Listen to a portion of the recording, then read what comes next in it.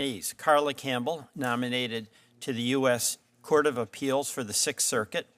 Justice Julia Lopez, nominated to the U.S. Court of Appeals for the First Circuit. Catherine Henry, nominated to the U.S. District Court for the Eastern District of Pennsylvania. And Mary Kay Lanthier, nominated to the U.S. District Court for the District of Vermont. And I want to congratulate, all of us want to congratulate the nominees and their families. I have the privilege of introducing Ms. Lanthier and Ms. Campbell today, but we also have several visiting senators here to introduce the nominees from their home state. But first, I'd like to turn to Ranking Member Graham for any opening remarks Senator Graham may have. Well, thank you very much. There's an effort. I think Senator Cruz has come up with a new bill about, for lack of a better term, deepfakes, where young women are basically shamed and exploited on social media. This committee has passed bill after bill that pretty much unanimously trying to give Americans who feel harmed by these sites some recourse. So to those colleagues of ours who object, you have a right to do so, but you better have an idea. You just can't come and object. So I am going to be like a dog with a bone on this. Section 230 needs to be replaced. It's creating havoc and chaos.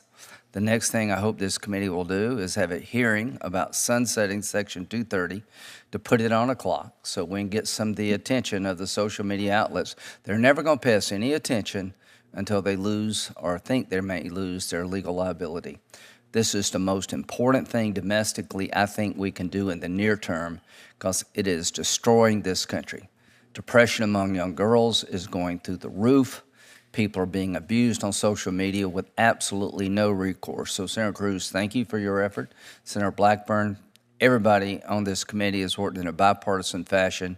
So to my colleagues, if you object, I look forward to working with you, but you can't object and just let it go. I'm not going to let that happen. Thank you. Thank you, Senator Graham.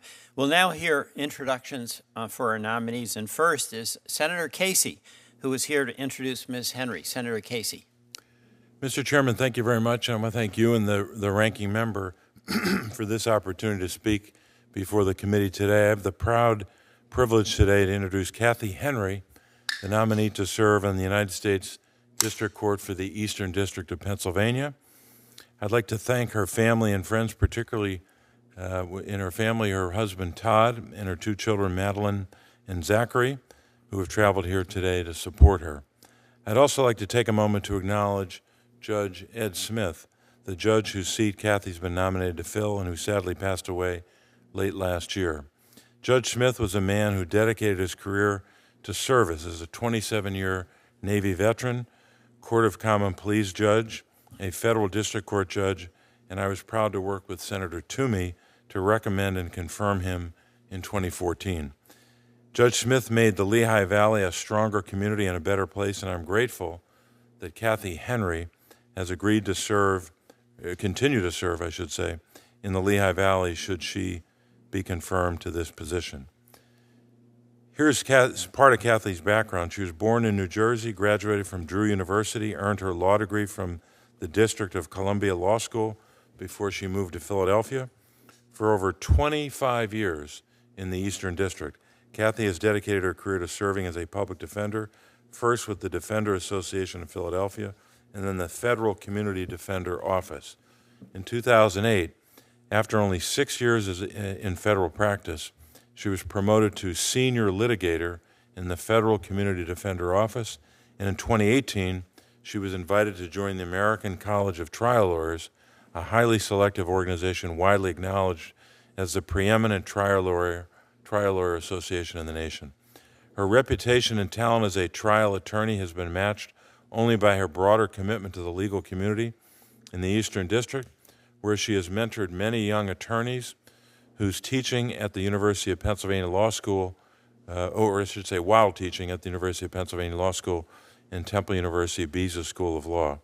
As a career public defender, Kathy has served as a zealous advocate for indigent criminal defendants, a constitutional necessity under our system of justice, but just as important, she never lost sight of her commitment to the rule of law and the broader ethical obligations as an attorney.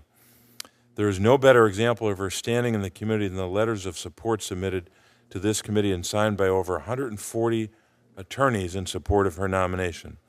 These signatories range from Democrats to Republicans, from former federal prosecutors to current public defenders, from district court judges to current litigators for Fortune 500 companies. The breadth of support for Kathy's nomination has been remarkable. But given that she has spent her entire career as a public defender, I want to specifically highlight the letters submitted by 57 former federal prosecutors, a group that includes a former U.S. attorney, first assistant U.S. attorneys, criminal division chiefs, unit supervisors, and assistant United States attorneys. Here's in part what they wrote, quote, during our service as federal prosecutors, we collectively practiced before dozens of judges and opposite hundreds of defense lawyers litigating countless criminal cases. It is from that experience and knowledge of Kathy's exceptional work as a public defender that we carefully and confidently offer our support. She quite clearly shares our deep respect for the rule of law, integrity, appreciation for the essential role our courts play, and a strong sense of justice. And it is these qualities that make her an excellent addition to the federal bench, unquote. I can think of no higher praise for a public defender coming from a group of federal prosecutors. When I make a determination, as I know is true of every senator, whether I should support a candidate for a federal district court judgeship, I make that determination based upon a number of factors. The nominee's commitment to the rule of law, their intellect, their integrity, their experience, their temperament. And when in Kathy's case, when I made that assessment, I found her wanting in none of those qualities. As highlighted by her stellar career and her broad support from across the district, she's not only met those expectations, she's exceeded them. So I'm pleased the committee is moving forward on her nomination. I look forward to continuing to work to confirm her, and I thank you for giving me this opportunity to talk about Kathy Henry. Thank you very much. Thank you, Senator Casey. And now I'd like to recognize Senator King, who is here to introduce Judge Lopez. Thank you very much, Mr. Chairman. And before beginning, I want to associate myself with the remarks of Senator Graham and Senator Cruz. I'm with you on that issue. I think, Senator Cruz, I'm co-sponsor of your bill. This is something we've absolutely got to address, and I appreciate your leadership on that. I spent 8 years as governor of Maine, and in that time, I appointed probably 25 judges, including 2 chief justices, Supreme Court justices, Superior Court, District Court. When I did that, I never cared about their parties. I never looked into partisanship. I looked for qualifications, but more importantly, judicial temperament. As a practicing lawyer, I got to appreciate judicial temperament and humility.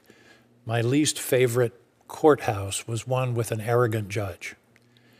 And so those qualities, those intangible qualities, to me are as important as the specific qualifications. So what about Julia Lopez? I have never seen a broader expression of support for a judicial nominee. In fact, I have to say, I've never seen a stronger candidate for a judicial position than Julia Lopez.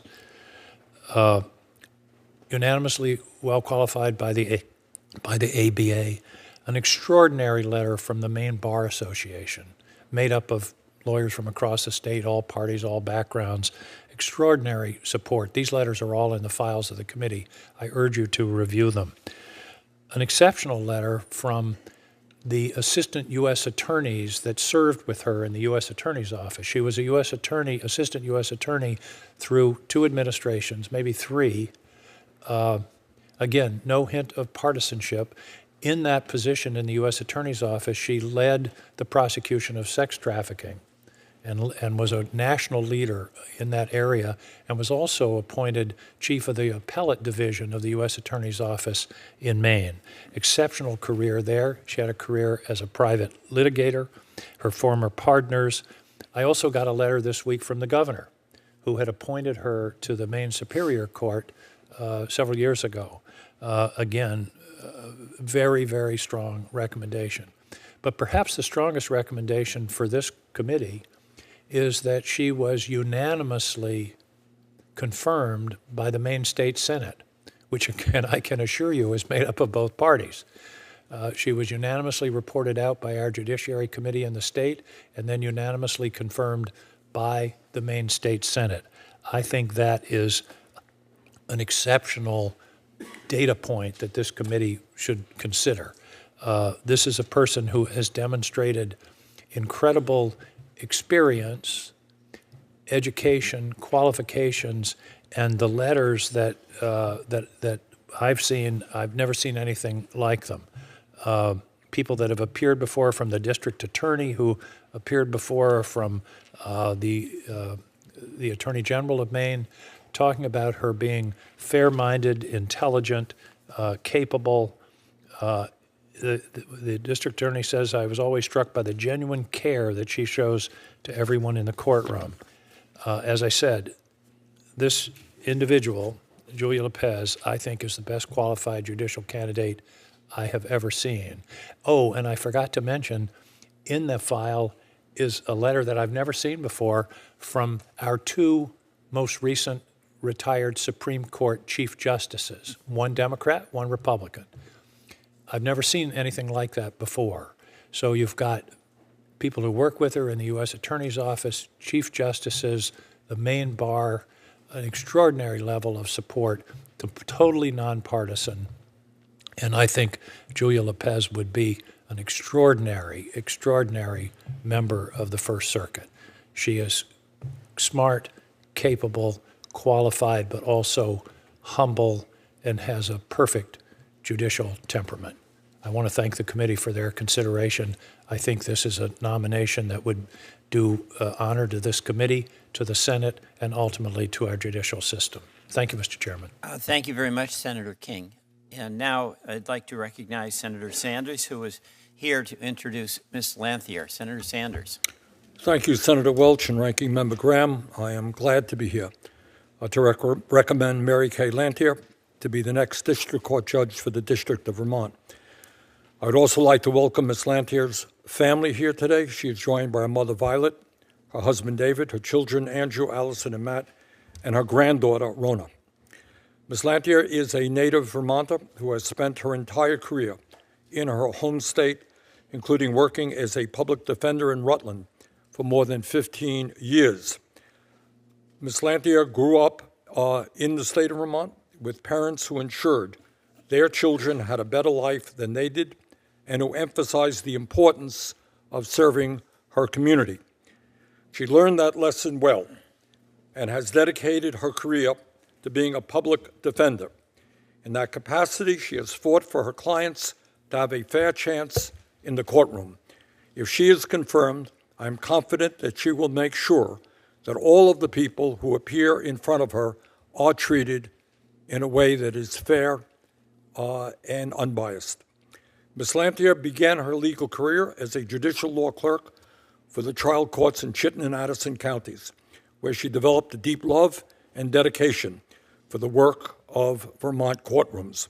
Earlier in her career, she worked in private practice and public defense, working on family law, workers' compensation, and criminal cases.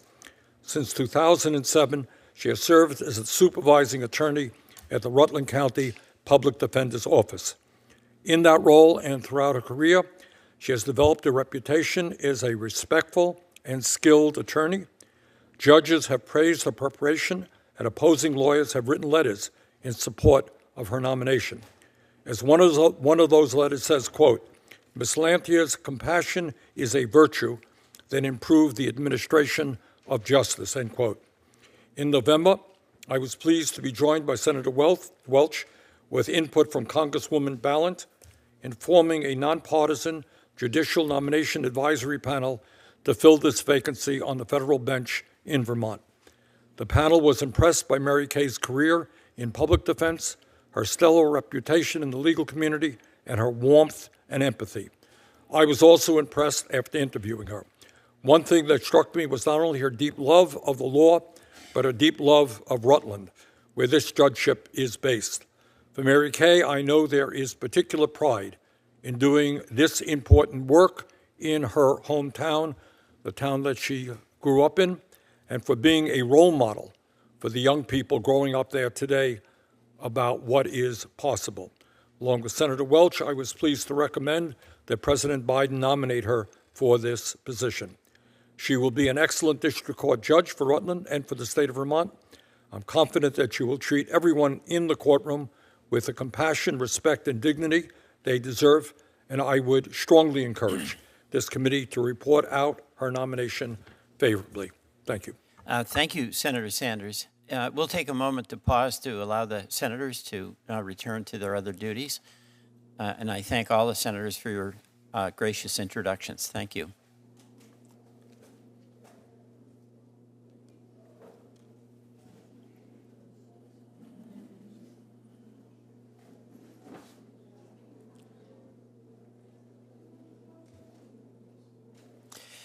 And I'm honored to join my colleague, Senator Sanders, in introducing Mary Kay Lanthier to the committee. I've been a member of the Vermont Bar for many decades. I know the bar, the court, and the state will benefit from her incredible service. And as Senator Sanders said, she has widespread support in Vermont. And I'm going to introduce into the record a number of letters that attest to that. But I want to just read from a few of them. The letters speak to Ms. Lanthier's capability and suitability for the job, along with her warmth and her collegiality and her dedication to public service. I just want to read a couple of quotes. Her supervisor for the last 18 years wrote, "It's apparent that Ms. Lanthier has a special gift for evaluating issues and people in the course of her legal practice and policy work, and she's uniquely empathetic to the concerns of clients, witnesses, and everyone who's involved." From the director of the Police Academy, "I've known Mary Kay personally for approximately 20 years, and I've come to really appreciate her talents over the last 10 years or so. And in his conversation with his law enforcement colleagues, I find their experiences and interactions with Mary Kay are all similar." And from the prosecutors, Mary Kay has been a defense lawyer. You work with prosecutors. You're on the opposite side of the case. But those prosecutors who've worked with her day in and day out really respect her. While we routinely disagree and advocate against each other's position in the courtroom, it is through that process that we have come to know Attorney Lanthier to embody the highest principles of practice of law. We strongly believe she is the right person to serve as the next federal district court judge of Vermont. And finally, on a personal level, I want to refer to something that Senator King said because it reminds me of Mary Kay. She's from a small town, less than 1,500 people. Her mom, who's here, is the postmistress and has been for years, doesn't drive, but can make it to the post office to make sure people get their mail. Her dad worked in the slate quarry. And she, in Vermont, has these small town values that I know many of my colleagues, especially on your side, have. She grew up in a town of 1,500, and I did a little research. I understand Senator Graham, 5,200. Senator Grassley, 570 people. Senator Hawley, 4,700. And Senator Cotton, 4,500. Senator Blackburn, you were in a big town, I understand, 17,000 or so? Well, there's something special about Vermont, but I think you'd probably say there's something special about where you came from, because in these small towns, you know the people and you accept them. And the biggest thing you want to do is help them and serve them. And it's that quality of humility, of empathy, of compassion, that in addition to extraordinary legal ability. So I'm very enthusiastic about Mary Kay and joined in Senator Sanders' support. Thank you. We have one more introduction that I'll make on behalf of Carla Campbell. Carla Campbell has been nominated to the U.S. Court of Appeals for the Sixth Circuit. Ms. Campbell, who's originally from Knoxville, Tennessee, attended the University of Virginia and Georgetown University Law Center. She then spent 2 years as an international affairs specialist with the Department of the Interior before entering private practice here in Washington, D.C. In 2009, Ms. Campbell moved back to her home state, where she later clerked for the Sixth Circuit Judge Jane Stranch, whose seat she now has been nominated to fill. She spent the last 15 years working at Stranch, Jennings, and Garvey in Nashville, where she has developed a practice representing employees in a broad range of civil litigation, including workers' compensation, wage and hour suits, and workplace injury suits. Over the course of her career, Ms. Campbell has served as lead counsel in both individual cases and class actions at every stage of litigation, and she has argued multiple appeals to the Sixth Circuit. The committee has received several letters in support of her nomination, including from the Tennessee District Attorneys, the Nashville Firefighters, and Fire Service Employees Association. I congratulate Ms. Campbell and her family on this nomination, and I look forward to hearing her testimony today. Colleagues, Senator Blackburn has asked to make remarks on the nomination, and I now recognize Senator Blackburn for 3 minutes. Thank you, Mr. Chairman. You know, I am really saddened and really quite astounded that once again I am here today having to oppose a circuit nominee from my home state, because this administration has completely shut Senator Hagerty and I out of this process. This is now the fourth time that they have disregarded Tennessee senators and thereby the people of our state. It should concern every member of this committee. We know we don't have a blue slip on this process, and I'm not asking for veto power or even my preferred nominee, but I'm asking for the constitutional instruction of advice and consent in the process, just like the framers intended. And now, for the fourth time, the White House has refused to extend that long-standing bipartisan construct to Senator Hagerty and me. Of course, the White House bad faith should come as no surprise. As everybody on this committee knows, just a few weeks ago, we held a hearing on another Tennessee Sixth Circuit nominee, Kevin Ritz, whom the White House hand-selected in a backroom deal before the judicial vacancy was even announced. And had the White House consulted us, they might have avoided nominating a man whose record of ethical misconduct makes him unqualified and unconfirmable. Ms. Campbell's nomination follows the same troubling pattern. As with Kevin Ritz, the White House entered into a backroom deal to appoint Ms. Campbell to this vacancy from the very start. Judge Stranch agreed to step down in exchange for the White House appointing her former law clerk, an attorney at her husband's law firm. The die was cast before the judicial vacancy was even announced, but had the White House consulted us on her candidacy, they might have avoided nominating someone whose radical political affiliations render her, in the opinion of many in Tennessee and many members of the Tennessee bar, completely unqualified for the role of a federal judge. And I'm sure we're going to talk more about that today. Senator Tillis said it well last month at Kevin Ritt's markup, and I'll say it again today in closing. Remember this moment. Remember this. If you don't stand with us in opposing the White House complete disregard for home state senators in this process, you need to remember this moment. The shoe will at some point soon be on the other foot. Thank you, Mr. Chairman. Thank you, Senator Blackburn. Just respond briefly, but we've had discussions about the blue slip process in this committee, so I won't go through that again. But my understanding is the White House, from their perspective, did have some consultation. I'll just go. Mr. Chairman, they did not. They did not, and we have all the documentation to show that. Not once, not twice, not three, but 4 times. Well, I thank the senator for that. the version from the White House is that they notified Tennessee senators that the president was interested in nominating Ms. Campbell to the Sixth Circuit in October. Staff for both Tennessee senators then interviewed Ms. Campbell in both October and November, as I am told. The White House counsel's office then interviewed multiple candidates, I think that were suggested by Tennessee senators, and even expressed that it would be willing to nominate one of those candidates to another judicial vacancy, an offer I think that was rejected. So there is a disagreement here, but you've made very clear, you and Senator Tillis, your point of view, and I thank you for that.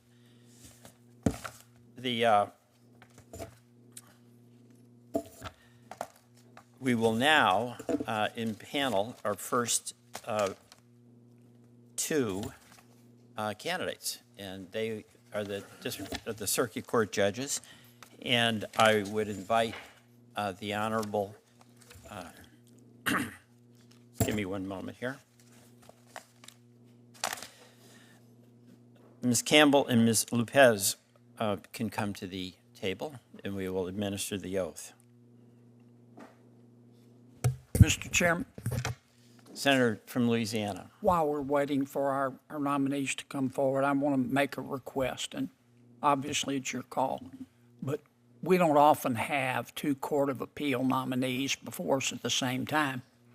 And as you can see, we don't have many members who are there, as many as we usually do.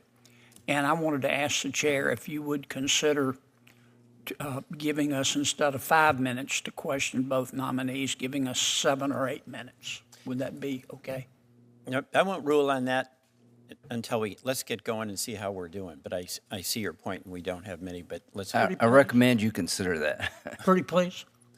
We'll do 6 minutes. We'll do 6 minutes for you, Senator. Sugar on top? We got 6 minutes. You're don't overstay your welcome here on that question. Please stand. Yeah, you are standing, and I'll deliver the oath of office. Do you affirm that the testimony you're about to give before the committee will be the truth, the whole truth, and nothing but the truth, so help you God? Okay. Thank you. Ms. Campbell, please proceed with your opening statement.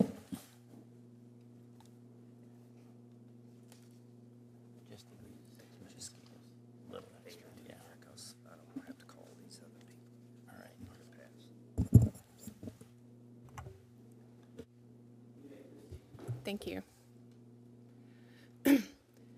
Chair Welch, Ranking Member Graham, members of the committee, my sincere thanks to you all for this opportunity, and my thanks to President Biden for the honor of this nomination. When I was in high school in Knoxville, I took a pre-law class one summer. And after that class, I came home excited, and I said to my mother, I think I'd like to be a judge. And my mom, being my unabashed supporter, said, I think you'd be a great judge. You should give it a try. My mom passed away in the fall, and I regret that she is not here at this hearing today, but I know she would have been proud. I want to take this opportunity to extend my thanks to my home state senators. Senator Blackburn, Senator Hagerty.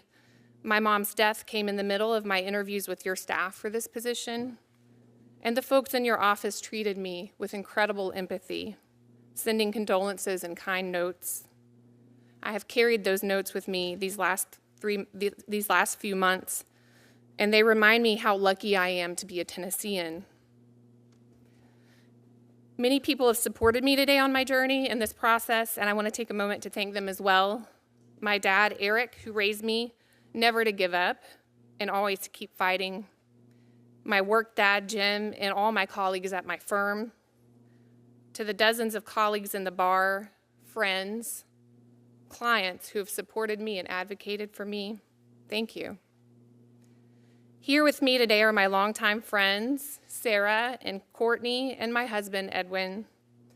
For the last 20 years, my husband has patiently listened to me describe what probably seems like an endless litany of fanciful hopes and dreams to him. But his response has always been the same. How can I help? I am so grateful for his partnership. Finally, I want to acknowledge that I have been nominated for a seat held previously by two trailblazing women in the Tennessee bar, Judge Jane Branstetter Stranch and Judge Martha Craig Daughtry. Thank you both for your example. And to the most important ladies in my life, my two daughters, I hope that one day, not too long from now, they'll want to watch a video of this hearing and be proud of me, because I am so proud of them. Thank you, Senators, for your time, and I welcome your questions.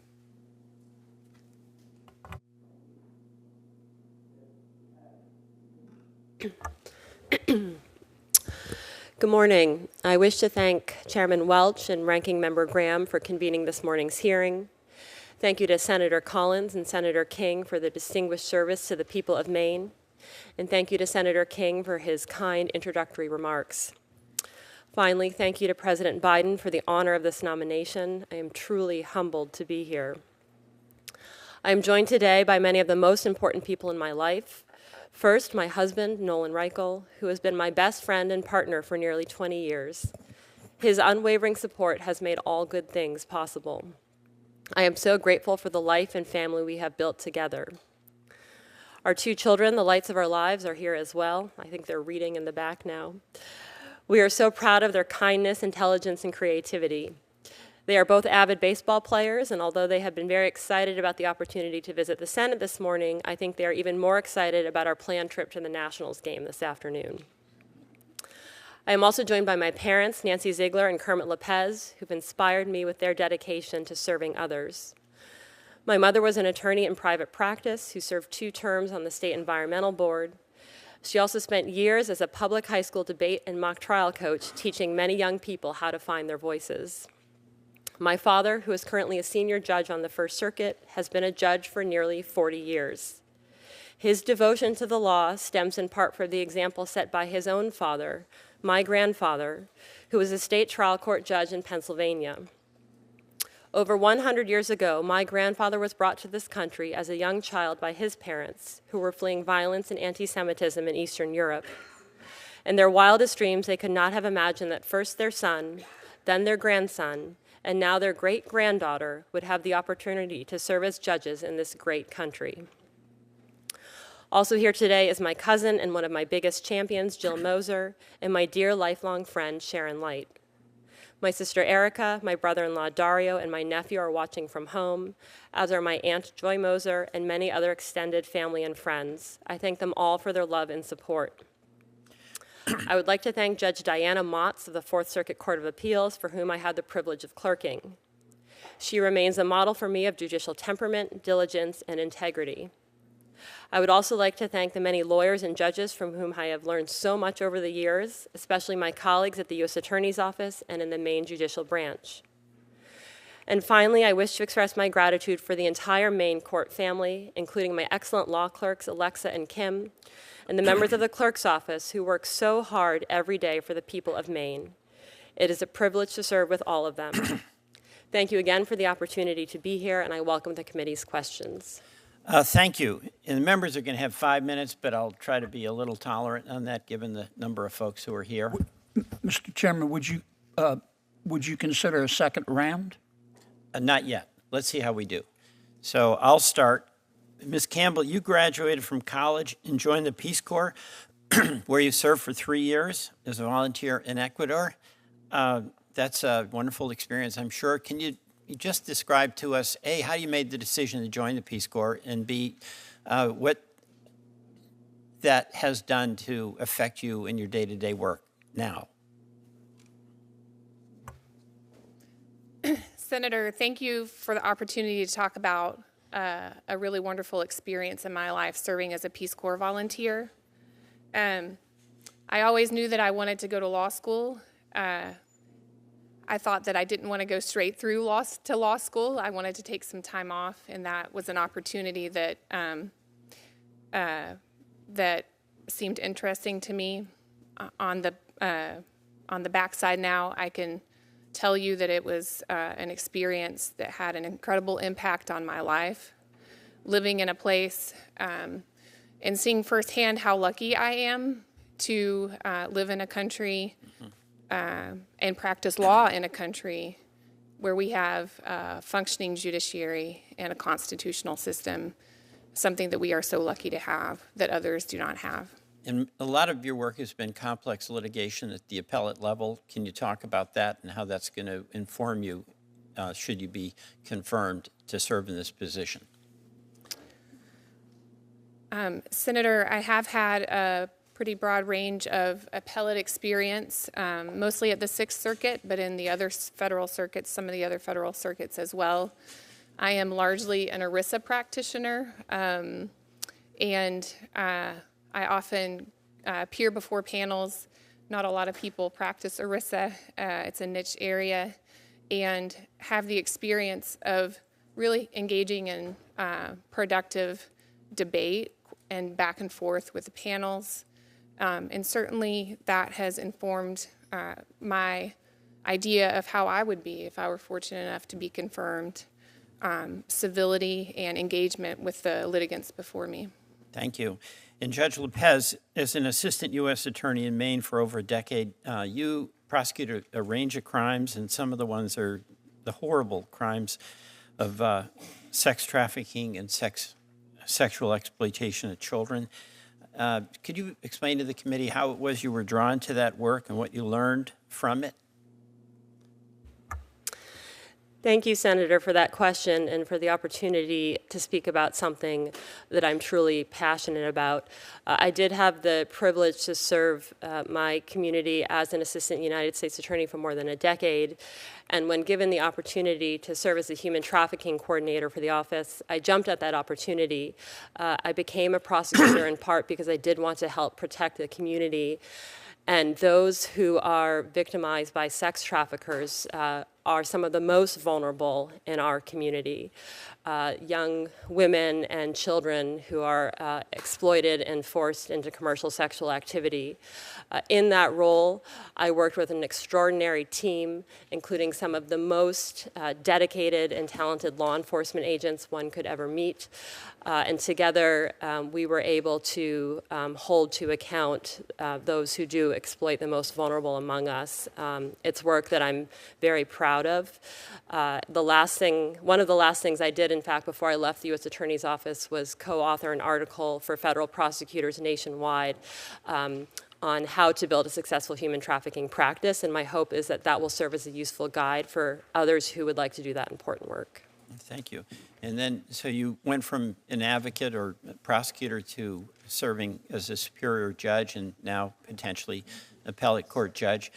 Tell us about your superior court judge experience and how you see that as making you a better appellate judge.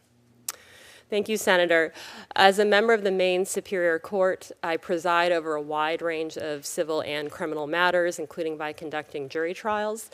The Maine Superior Court also has jurisdiction over a variety of appeals, including appeals from Maine administrative agencies, and those appeals often present complex statutory and constitutional questions. And so I do believe the work has given me a broad skill set that would be useful if I'm fortunate enough to be confirmed to the First Circuit. As a trial court judge, I'm also acutely aware that the work we judges do impacts people's daily lives. And so if I were fortunate enough to be confirmed as an appellate judge, I would always keep that in mind, that there are real-world consequences to the work that we do. Thank you very much. And I'll now recognize Senator Graham for 5 minutes. Thank you very much. I would recommend that you reconsider the 5-minute deal. We've got 2 people here. I could object it, but I didn't. And that's just not the way the committee should work. So I'll do it as quick as I can, but I'm not going to be rushed to the point I can't ask questions for a lifetime appointment. And if I have to round up everybody on our committee and stay here all day, we will. Okay. Ms. Campbell, are you familiar with the Tennessee Immigration and Refugees Rights Coalition? Yes, Senator. You might want to push the button. Did you give them advice regarding their manifesto? Senator, you need to push the button. I'm sorry. I have pushed it. I maybe will move closer. I'm sorry. I apologize. Okay. Did you? I have never represented that organization. That wasn't my question. They say The platform would not have been possible without you and others' expertise. Did you advise them? No, Senator, I'm not You familiar even with know the who they are. manifesto. Why would they say that? I do know who they are. I'm not. Well, did you help in any way? Did you give them any advice? Did you talk to anybody at this coalition about anything? About any Senator? You're under oath. Senator, yes, I am. This is what they said about you. Without Campbell and others' expertise, this manifesto would not be possible. So what's your answer? I'm not familiar with the manifesto, and so Okay. I did not help them. Do you know why they would say that? No, Senator. So they call for national officials to refuse to cooperate with ICE to deport illegal immigrants. Do you agree with that? I do not agree with Okay. that position. Did you represent the Alphabet Google Workers Union? Yes, Senator. Okay. Are you aware that they called on Google and Amazon to cut their contacts with Israel? I'm not aware of that, Senator. Are you aware that the people you represented accused Israel of apartheid? Senator, I represented them in two Yeah, I know, but organizing drives. Did you know what they were saying? No, Senator. You represented them, but you didn't know what they were saying. That called on Google to ban Trump from YouTube so the website can no longer be used for fascist recruitment. Were you familiar with that? No, Senator. Okay. Did you donate money to Miss Odessa Kelly running for the House? I believe that I did, Senator. Yeah, I think $1,500. Did you know that 4 days before your donation, she tweeted that me, Blackburn, Cruz, Cotton, and Holly are obviously aligned with the devil? I was not aware of that. I Yeah. don't have Twitter. Might be, I don't know. Just 2 months before, she referred to me and 51 other senators, including Manchin and Sinema, who voted to preserve the filibuster as Jim Crow senators. Did you know about that? No, Senator. 4 days before the nomination, she said that me and Senator Cruz were two of the most immoral people on the earth. Did you know about that? No, Senator. Why'd you give her money?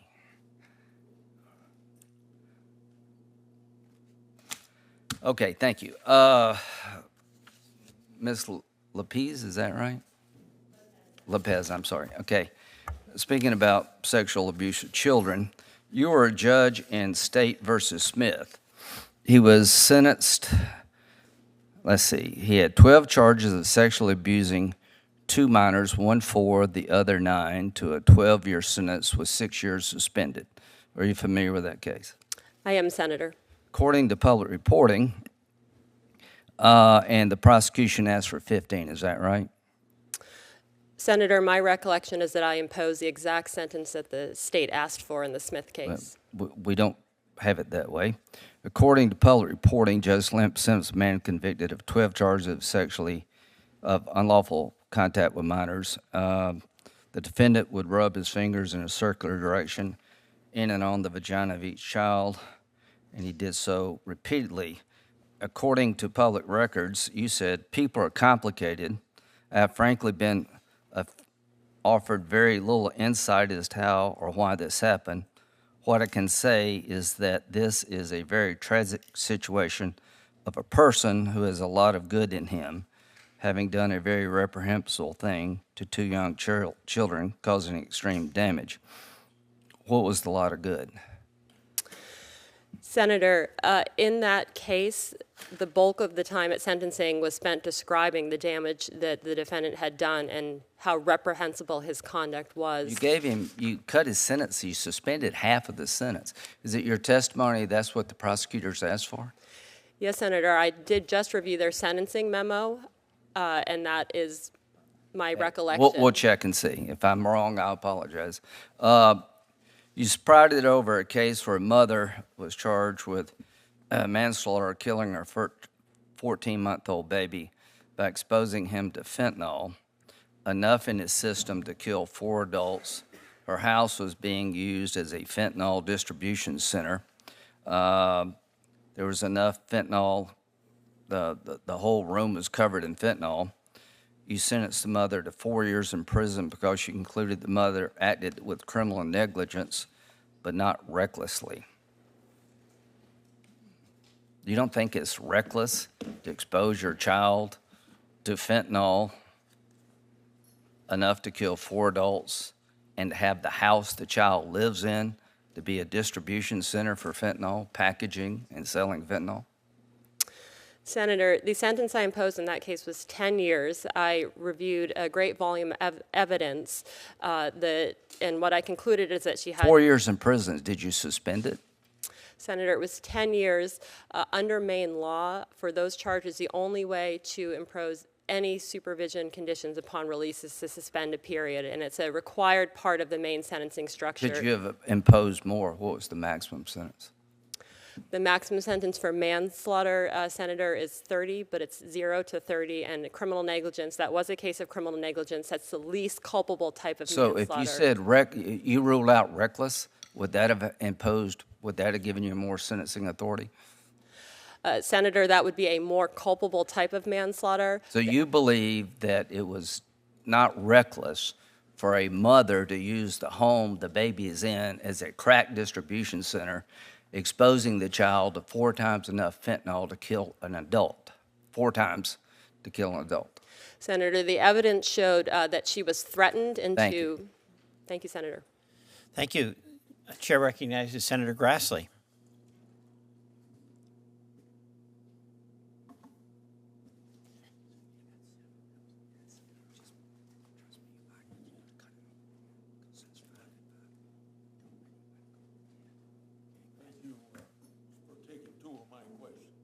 You're welcome. I'll send you a bill. Ms. Campbell, according to the AVVO, I don't know whether that's pronounced, I have a profile. It appears that you served as legal counsel to a group named Workers' Dignity. This group has taken a number of radical leftist positions. For example, Workers' Dignity has advocated for abolition of what they call oppressive systems like police and the military. Do you agree with this position? Do you support the abolition of police and military? Senator, respectfully, I have never represented that organization, and I do not agree with that position. Well, then I'm sorry that our research wasn't as accurate as it ought to be. I'll yield.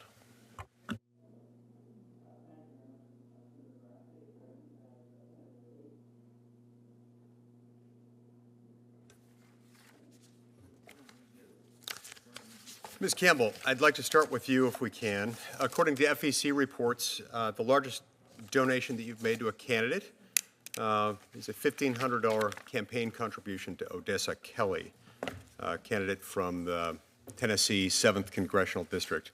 Does that sound right to you? That seems accurate, yes, Senator. Now, look, this candidate, Ms. Kelly's made some pretty crazy statements. Are you aware of those? Senator, I suspect that some of the statements you're going to ask me about were after her candidacy, and no, I have not. I don't follow her on social media. I don't have Twitter, so. All right, well, you don't have Twitter, but look, she made some really awful statements, including the following tweet just 4 days before, not after she was a candidate, not before she was a candidate, while she was a candidate, and just 4 days before you contributed to your campaign. Here's what it says. Like Cory Booker said, hashtag Ketanji Brown Jackson, God has got you 100%, because Blackburn, Cruz, Cotton, Graham, Hawley are obviously aligned with the devil. Apparently I'm not. Be great, black woman, be great. The hate is real, the racism is apparent, the disrespect is on another level. Now, this tweet, which is a public statement, attacked some members of this committee, a lot of members of this committee, as being, quote unquote, aligned with the devil. What does that mean? I mean, do you agree with Odessa Kelly that members of this committee, the members that are mentioned in this tweet, who happen to have opposed Justice Jackson's nomination. You agree that that means that they're racist, that they're the devil? Would the same apply to those senators who criticize Justice Clarence Thomas, or to those who voted against his confirmation when he came through this committee? Senator, I am not familiar with those statements, and I do not support them. Okay. I understand that, and I understand that you're not on Twitter, but this is a candidate that you donated to. Now, I'm willing to assume that that's not the only crazy statement she's made. And in fact, it's certainly not. On January 11th, 2022, only a few months before you contributed to Odessa Kelly, she tweeted, quote, "Let me make this simple. 41 million people in the U.S. and the USA ID as AA/BLK, and their ability to have fair representation is being decided by 52 white people in the Senate, including Tim Scott. 48 Republicans plus 2 Ds. That's insane." Now, I don't know what that means by white people, including Tim Scott. I think Tim Scott would probably take exception to that. How is this tweet calling out our black colleague, Senator Tim Scott, how is calling him white not racist? Senator, again, I'm not familiar with that statement. I have no affiliation with that statement. I don't know what some of the acronyms Do you share those in that views? statement Do you mean. share those views? No, Senator, I do not. All right. Now, according to your AVO profile, you've been legal advisor to an organization called Workers' Dignity from 2013 to the present. Is that correct? Senator, I have never represented Workers' Dignity. A long time ago, I was on a legal advisory board Yes. to help them. So you have get been a legal started. advisor. You have been a legal advisor to the. How come you didn't tell me that? I apologize, Senator. I have never represented Workers' Dignity. I was on an advisory board about 15 years ago when they were starting. Okay, and when did your work for Workers' Dignity end? I'm sorry, can you You talked about that it was a long time ago. When did it end? When did your work for them as a legal advisor end? Senator, I would guess in about 2012 or 13. All right. Now, according to your AVO profile, on June 12th, according to that profile, you authored an endorsement for an attorney, an attorney named Raquel Lee Bellamy on June 12th. So, at the least, you should have been aware that your AVO profile listed that you were currently a legal advisor to Workers' Dignity. Were you aware of this? I was not, Senator. You were not aware of the fact, even though June 12th. Now, June 12th, that's just a week ago yesterday. Tell me what I'm missing here. Because you authored an endorsement for an attorney named Raquel Lee Bellamy on June 12th. So, were you not aware that your AVO resume listed that you were currently a legal advisor to Workers' Dignity? Senator, I believe it's been more than a decade since I looked at my AVO profile, and so I was not aware that it said that. More than a decade or more than a week? Which one? I have not looked at it. Are you suggesting June 12th of this year? Yes. No, that is incorrect, Senator. Okay, but you can't tell us when it ended. You haven't told us really when it began or when it ended. A minute ago, you didn't acknowledge to Mr. Grassley what was going on, so I'm a little confused. I'm about to be gavelled out. I'm out of time, but this raises some questions. It also raises some questions. Your largest political campaign donation went to someone who has made blatantly racist comments and really wildly inappropriate comments about almost every member of this committee, and I find that troubling.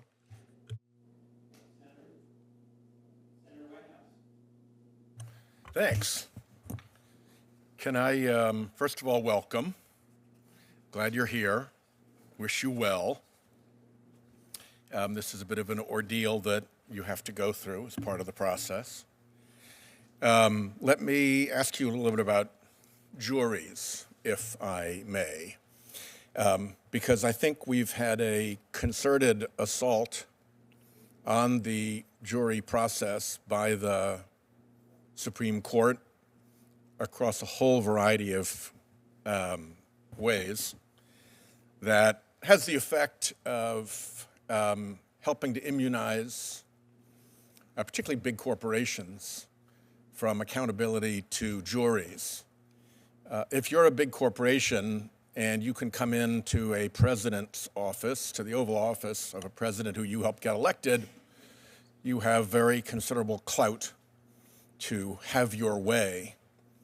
And if you can come here to Congress, to a party that takes gobs of your dark money into its super PACs, you have very significant clout to have your way. But when you show up in a courtroom in front of a jury who it would be a criminal act to try to tamper with, it's a whole different battlefield in which you don't have those massive advantages of influence from money that you've spent. And going all the way back to the very founding and even before, people described the jury as an essential part of the governance process of our country. And the interference with trial by jury by the Crown was one of the causes of the revolution. So it's a pretty big deal, I think, that we have a healthy jury system. And we've seen some pretty impressive results recently from, honest courtrooms that have stood up against the tide of bullying and propaganda that has consumed our nation. So I'd like to have each of you take a moment and describe your thoughts about the importance of the jury process and how you view it not just as a fact-finding appendage of the trial court, but as an institution in the Constitution in its own right. Ms. Campbell, why don't you go first, and then we'll turn to Judge Lipez.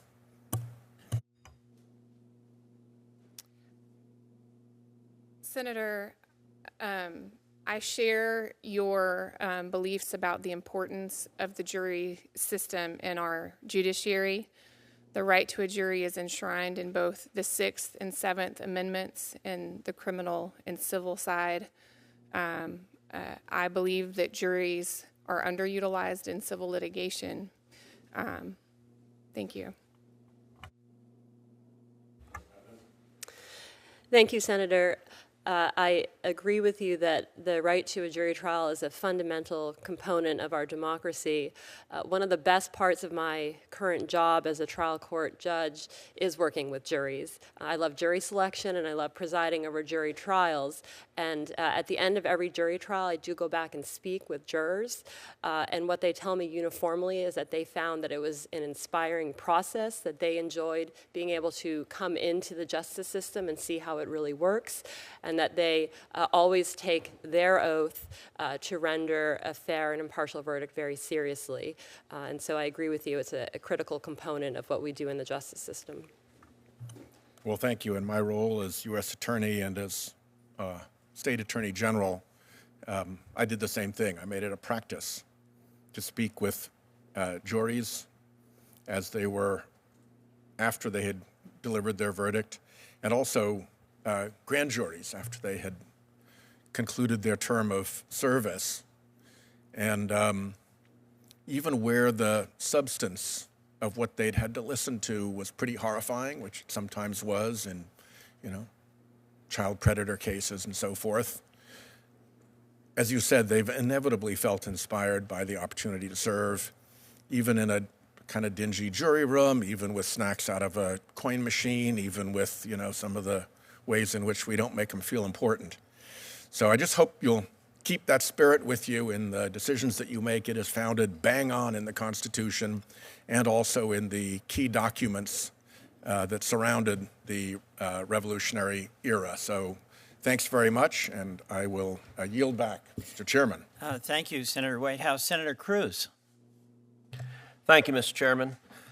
Judge Lopez, I'm going to quickly note there's a reason the Democrats have scheduled you on this panel, because you have a long pattern of sentencing criminal defendants to egregiously light sentences, including one child molester who molested a 4-year-old and 9-year-old, and you sentenced him to only 6 years in prison, including, as we heard before, one woman who was responsible for killing her 1-year-old son, who was coated in fentanyl. His pajamas were coated in fentanyl. His sheets were coated in fentanyl. You could have sentenced her to 30 years. You sentenced her to only 4 years. It's an egregious pattern, but the reason you're put on this panel is the Democrats know that most Republicans will not have time to question you about that terrible record, because your colleague on this panel, her record is even worse. Ms. Campbell, I will say I have seen some astonishing nominees from this administration, but I have to admit your record takes the cake. A judge should not be a political activist. Your record demonstrates to me a long history of being a political activist, but not just an activist who affiliates with extreme and radical organizations. Now, when Senator Grassley asked you about the Workers' Dignity Organization, you gave, I think, deliberately misleading answer. You said you did not represent them, and that convinced Senator Grassley not to continue on that line of questioning. You have been a legal advisor to that organization since 2013. That is what you have publicly printed on your AVO biography. It is what has been described in the Tennessee Bar Association when you were nominated. It explicitly says she served as a legal advisor for local workers' rights nonprofit Workers' Dignity. Now, why is it you're distancing yourself from them? The reason is because they are utterly radical. If you look at this group that you've served as the legal advisor for over a decade, this is an openly Marxist organization. This is a communist organization. Now, those words are not said lightly. According to their own characterization of their views, this group says there's no election outcome that improves conditions for workers. The laws of this country have never worked for our people, and now that the system is crumbling, we will continue to stand in community and solidarity with each other. The only way we win in a world we deserve is by building a multiracial working class revolution that can push out white nationalism, violent state racism, and the capitalist class that is desperately clutching to hold control and profits as the people rise up. Why have you spent a decade as a legal advisor to an openly communist and Marxist organization?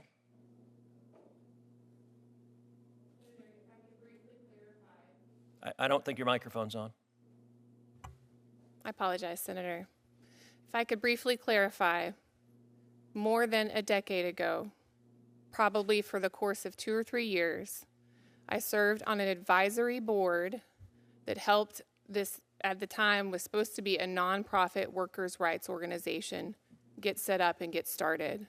Did you know they were a communist organization? Senator, at that time, they did not express these kinds of views. It was an organization. So this is new. This wasn't the case then. Yes, and I have not been affiliated with them in more than a decade. You're aware that your current profile that you have up, your legal bio, says you are right now an advisor to them. I apologize for any confusion about that. So your testimony under oath, and that's all right, the facts will come out, but your testimony, I want to make it explicit. Your testimony under oath is that you have done absolutely nothing and had zero contact with them for how long?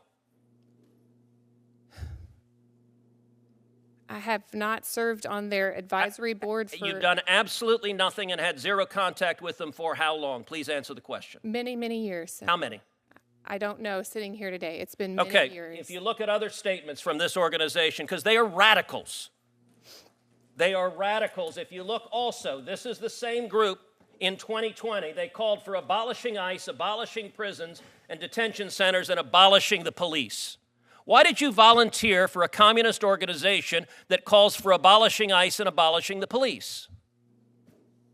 Senator, I have never seen these comments before. You didn't know who you were volunteering for? I was not a volunteer for them at that time. You were a legal advisor. Were you paid? No, I was not. Then you were a volunteer. If you volunteered to be a legal advisor, you were a volunteer. Why did you volunteer? Do you support abolishing ICE? Senator, at this time, I had... Do you support abolishing ICE? I do not, Senator. Well, it's amazing because a minute ago you also told Senator Graham that the Tennessee Immigrant and Refugee Rights Coalition, that has a manifesto calling for abolishing ICE, you said you had nothing to do with it, which is fairly astonishing because on page 3 of their manifesto, they thank you by name for what they say.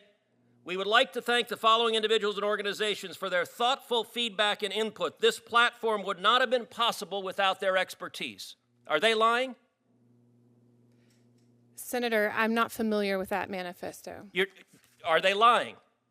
Did you provide any assistance? Did you give feedback and input, which is what they say on the cover page? Senator, I didn't even know that existed, and so no, I did not provide input on it. And why, when Senator Graham asked why you gave money to this radical candidate who has said 52 senators are Jim Crow senators and said multiple of us are siding with the devil, you laughed and thought that was funny. But Senator Graham asked you a question. Look, that candidate was as radical as I've ever seen. And when Senator Graham asked why you gave money to that candidate, you just smiled and didn't answer. So why did you give money to a radical candidate who believes multiple members of the Senate are siding with the devil? Senator. Actually, Senator Whitehouse, you weren't here before, but there was an exchange with the chairman where Senator Kennedy asked for longer periods because you have 2 circuit justices, and the chairman said he was going to give additional time. So the comment they want to be gavelled as part of the show is not accurate, and Senator Welch said he was going to give additional time. In fact, he said at the beginning he was going to give 6 minutes. So my question, you did not answer Senator Graham. Mr. Chairman, how much time has expired? How much time has expired? I just want to clarify. I just walked in. Why did you give money? 6 minutes? Because it seems like more than 6 has passed. Why did you give money to this radical? Put up the devil one too. Why did you give money to this radical candidate? $1,500, a lot of money. That's a question. Senator, again, I'm not familiar with these comments. Why did you give money to this radical candidate? What? Could you let her answer the question, please? I'm not familiar with these comments, and Why did you give money to her? That's the question. You're not going to answer? You're refusing to answer why you gave money to her. Senator, I'm not familiar with these That's not an answer. My answer is, why did you? What is the affirmative reason? You gave $1,500. There was something you saw in her that you said, this needs $1,500. Why? Please answer that question. Time has expired. Would you please ask the witness to answer the question? She's refusing to answer it. It's indefensible, but answer. Was there any reason? Or you just give $1,500 to anyone? Senator, your time has expired. I would like her to answer the question. And you said she could answer the question. She has refused to do so multiple times. Please answer the question, Ms. Campbell. She answered the question. No, she did not. She said she didn't know those comments. That's not why she gave the money. Senator.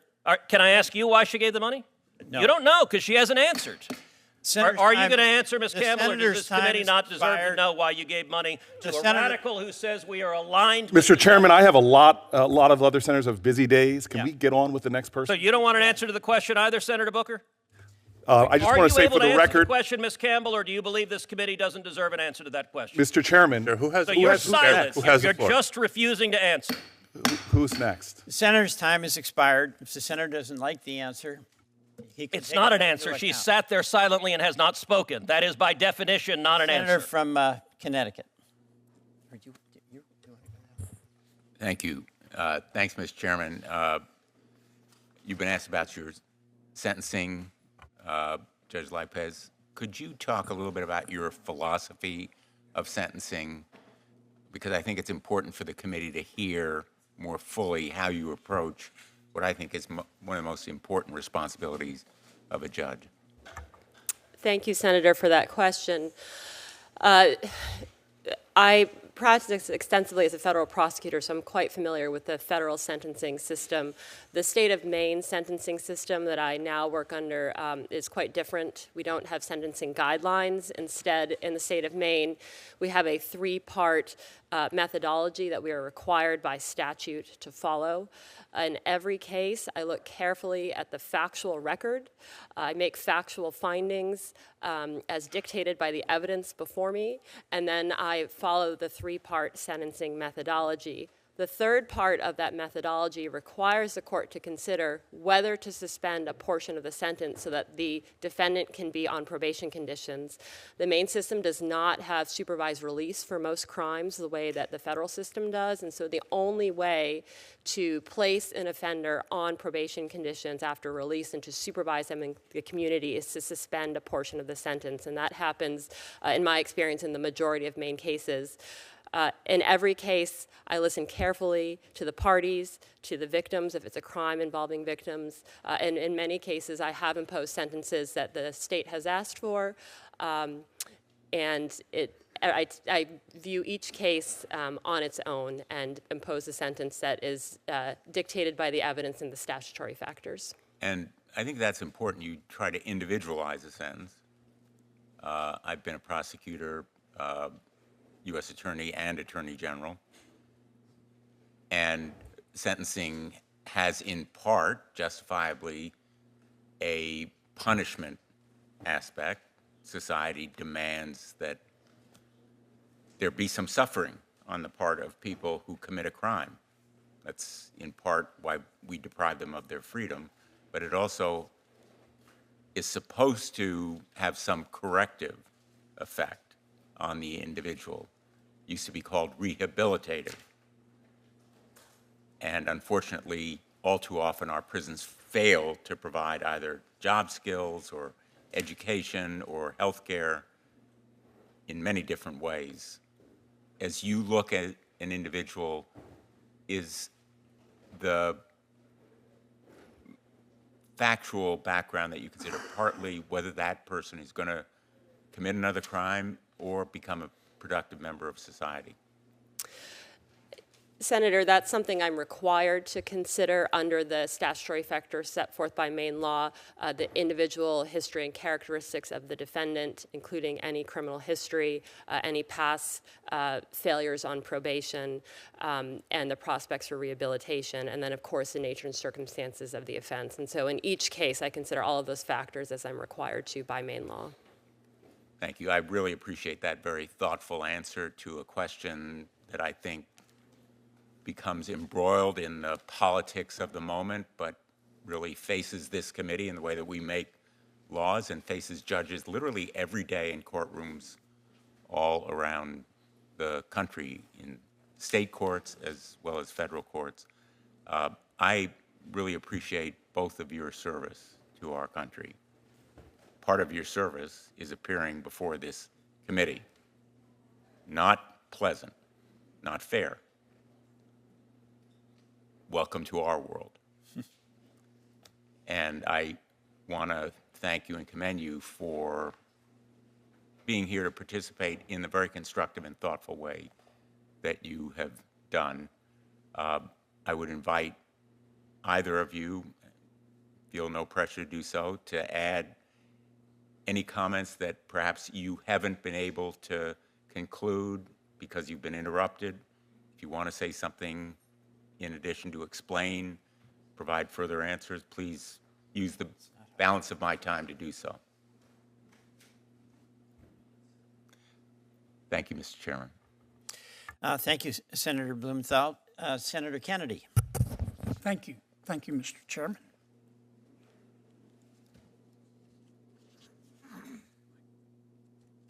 Ms. Campbell, you lied to Senator Grassley, didn't you? No, Senator.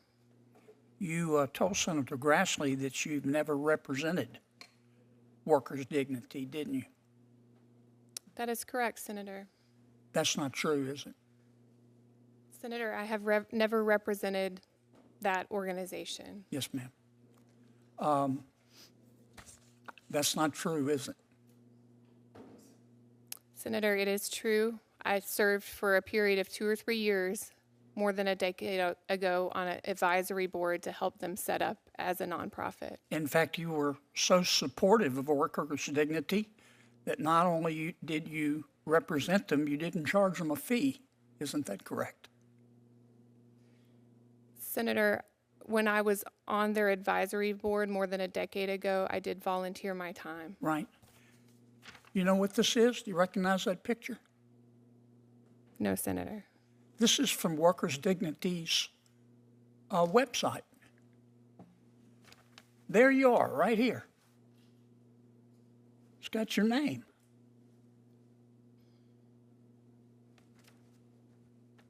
Wow. Judge Lopez, you have more sympathy for the criminal than the victim, don't you? Senator, I worked on behalf of victims of crime zealously as a prosecutor. As a judge, I listened carefully to understand impact on victims, and I have always take that into account. Do you know Micah Smith? Michael Smith, Senator? Micah, M-I-C-H. I don't believe I know a Micah Smith, Senator, no. Okay. I bet the victims of Micah Smith remember Micah Smith if you don't. Senator, there was a defendant I sentenced named Michael Smith. Mr. Smith molested a 4-year-old girl, didn't he? Senator, he was convicted after trial of unlawful sexual contact under Maine law. That's a nice way of putting it. That was the charge, Senator. Right. Mr. Smith molested a 9-year-old girl, didn't he?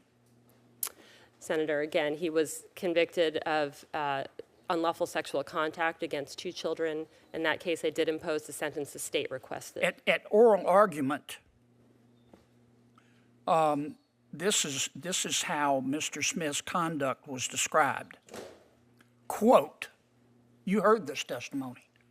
All of the abuse is done in the same fashion. Smith would rub his fingers in a circular motion on the vagina of each child, and he did so repeatedly. Now, where I come from, we call that sexual abuse. You can pretty it up all you want to, Judge. This is what you said at Mr. Micah's sentencing. These are your words, not mine. What I can say, you said, is that this is a very tragic situation of a person who has a lot of good in him. A lot of good in him.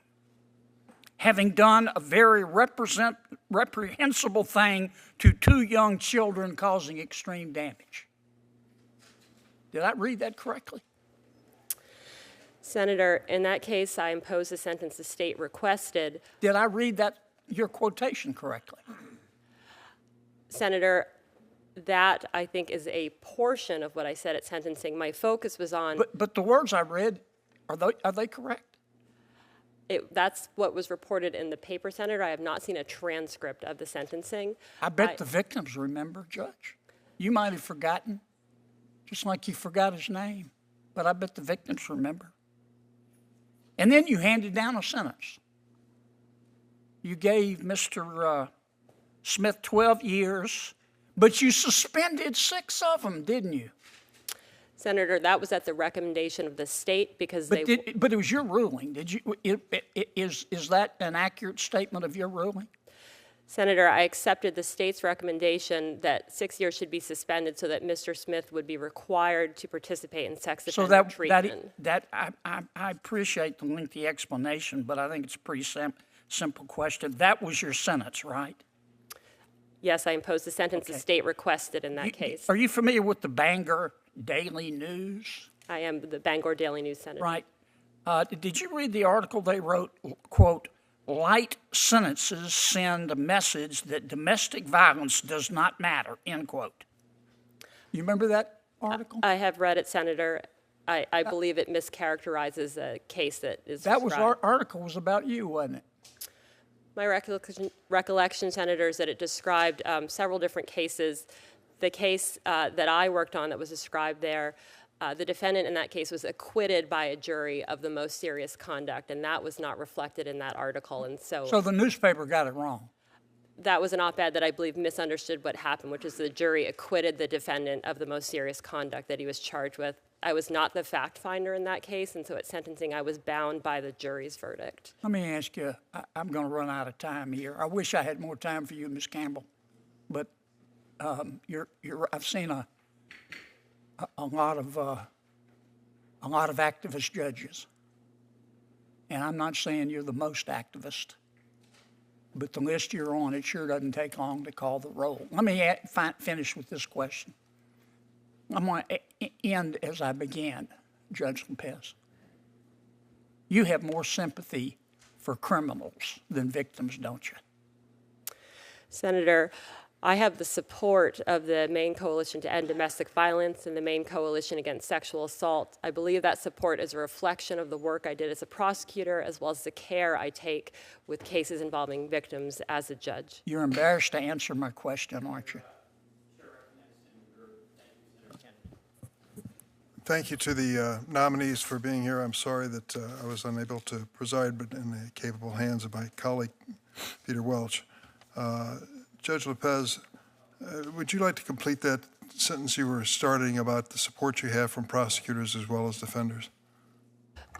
Certainly, Senator, thank you. What I was indicating is that I have broad support, including from several victims organizations, the Maine Coalition to End Domestic Violence, which represents all of the domestic violence service organizations in the state of Maine, as well as the support of the Maine Coalition Against Sexual Assault, which represents the sexual assault organizations in Maine, as well as support from prosecutors, law enforcement, and I believe that is reflective both of the work I did as a prosecutor on behalf of crime victims and the care that I take with victims in my role as a judge.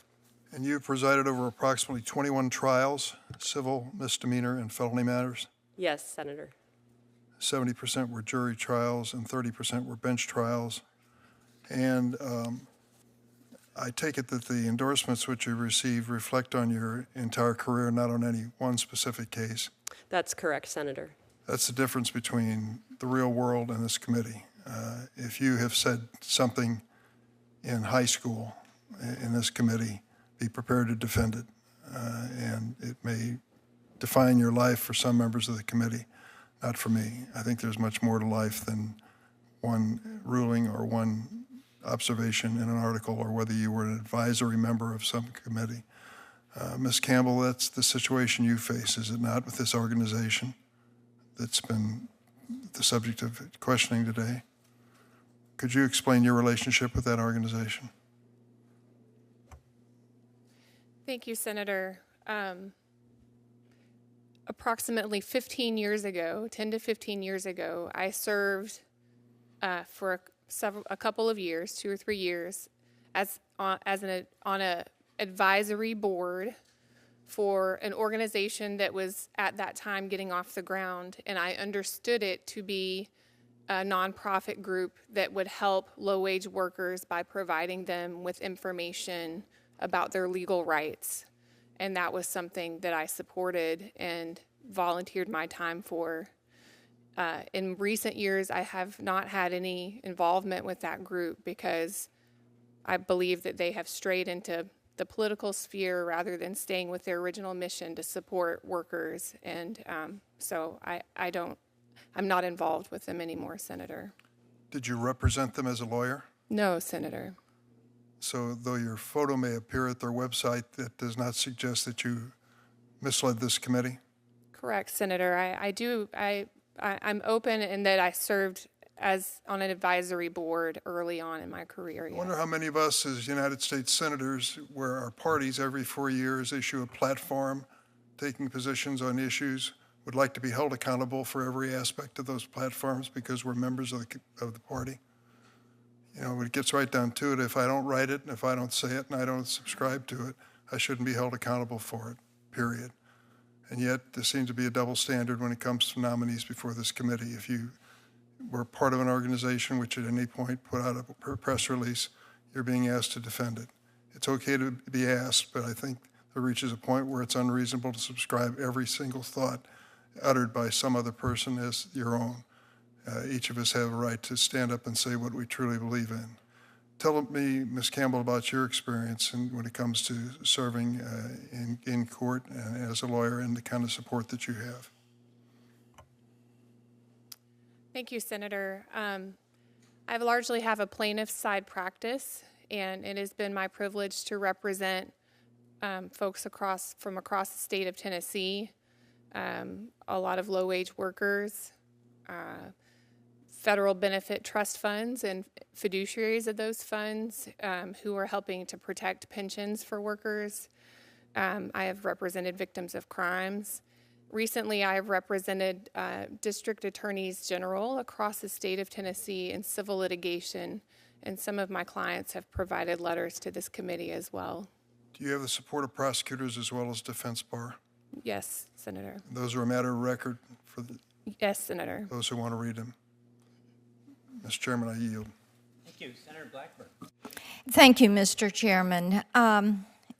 Judge Lopez, I appreciate your work on human trafficking. I was so disappointed looking at your sentencing record that you would go light on those criminals. Those of us who work in the human trafficking, child abuse areas, it is so disheartening to see judges who practice leniency on these criminals.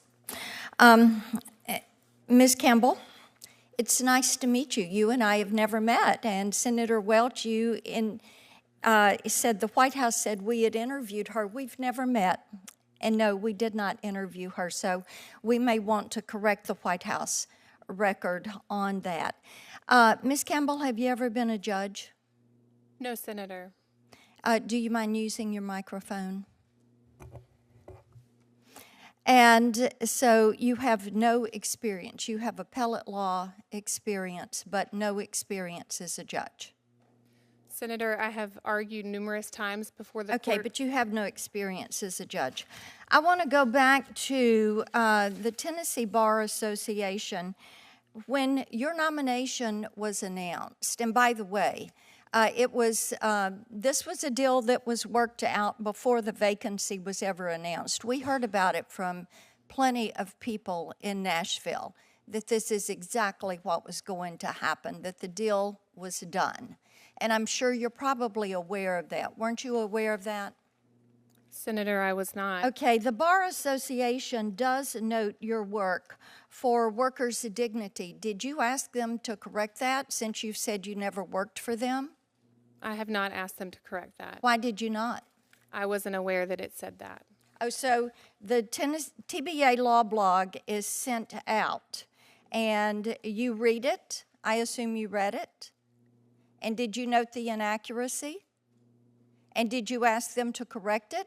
Did they issue a correction? Please respond. Senator, I do not recall reading that blog. You don't recall reading it. So this deal was so cooked that she didn't even look at what the TBA Law blog had to say when the nomination was announced. Let's go to this support for Odessa Kelly, and we've discussed that several times today. You've never been able to say why you chose to support her, and you were tagged in a Facebook post with her. So there is a reason you chose to make your largest political contribution ever to Odessa Kelly. And we have a list of tweets, Mr. Chairman, things that Odessa Kelly has said about this committee, positions that she has taken. So why would you choose to support Odessa Kelly when you knew what her opinions were? Because when people say things like that, it's not only in a tweet.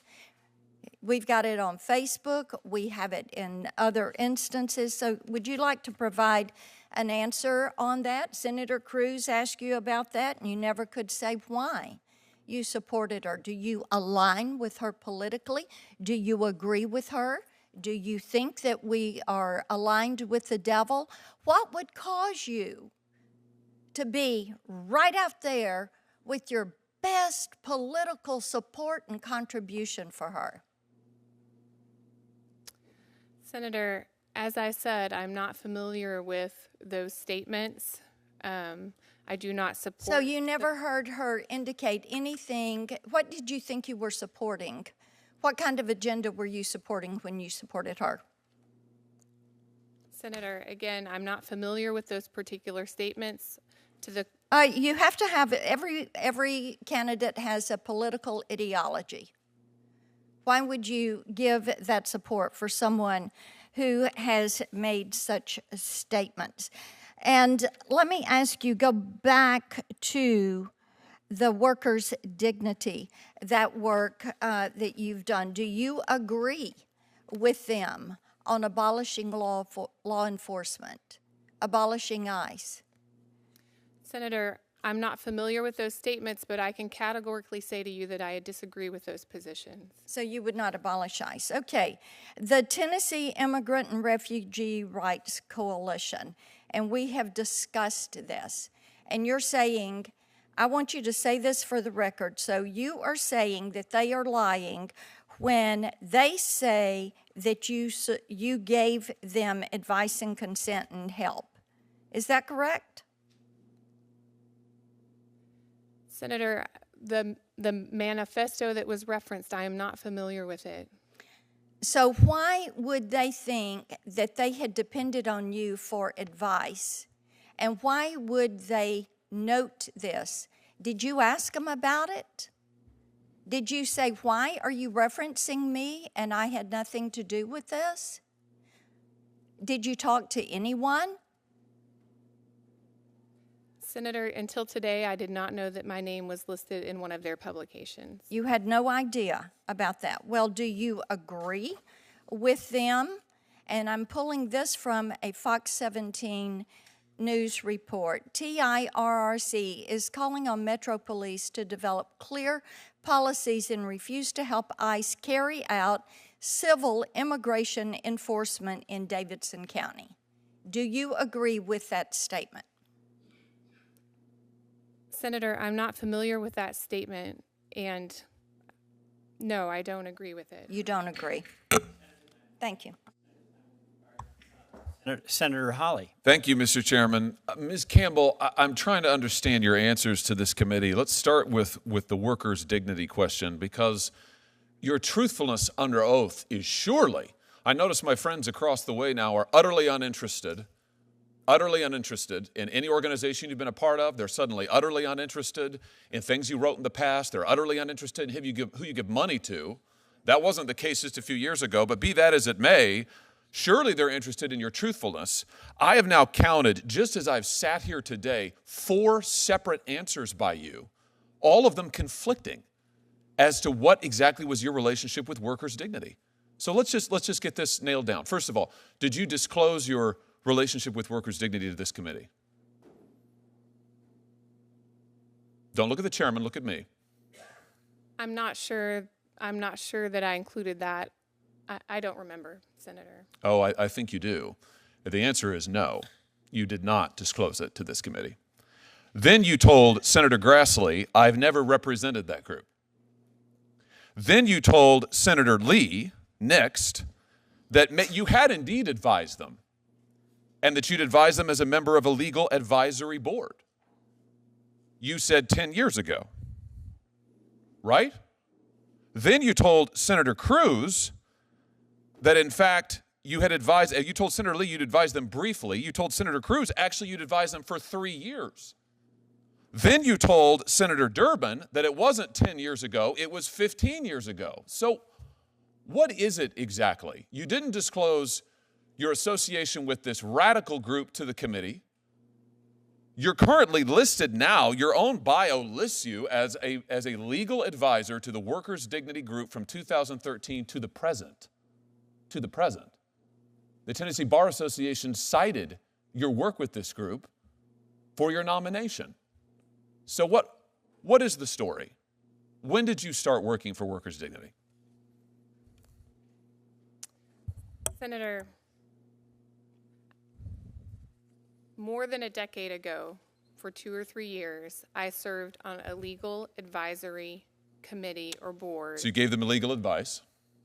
We were helping them set up as a nonprofit. So you represented them. So you lied to Senator Grassley earlier when he explicitly asked you, did you do any legal work? And you said no. Senator, In fact, you served on a legal advisory board. That's your testimony now. Correct? Senator, I served on this board. On a legal advisory board, correct? Correct. Okay. So you lied to Senator Grassley here under oath. What else have you lied about? Workers' Dignity has condemned Israel's ethnic cleansing of Palestine. They have said that Israel is engaged in ethnic cleansing. Do you agree with that? No, Senator. How can I believe you? You just lied under oath a moment ago to Senator Grassley. You've lied to us up and down on this committee.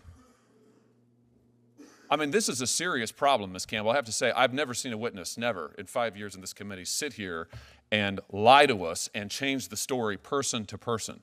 Why are you doing it? What is it? Why are you afraid to tell the truth about workers' dignity? Why have you lied to this committee? Why didn't you disclose it? Why did you lie to Senator Grassley? Why have you changed your story every time you're asked? Senator, I have not lied to you today. I've tried to represent my participation with this group. What you've done is you've misrepresented your participation with this group. You apologize to Senator Cruz for any confusion. You've created the confusion deliberately. Deliberately. Let's talk about something else that you've created confusion for. The biggest political donation that you have ever made is to Odessa Kelly, this radical candidate who said that members of this committee are Satanists, who endorsed violence. Why did you give money to Odessa Kelly? Over $1,000. I mean, that's not nothing. That may be nothing to you. That's not nothing to most people. Why did you give money, the most money you've ever given, to this person? Senator, Miss Kelly lives in my neighborhood. She's one of my neighbors. And you agreed with her views? No, on those views that you've read, I don't agree with them. Oh, I haven't read any of them. I'm just asking you. Do you agree with her views? I mean, you gave her more money than anybody else. Your governor, your state senator, your attorney general. You gave her the most. I do not agree with all of her views, no, Senator. Well, which ones do you agree with? Can you name one? Senator, I know that she is my neighbor, and I'm a neighborly person. Oh, I see. You're a neighborly person.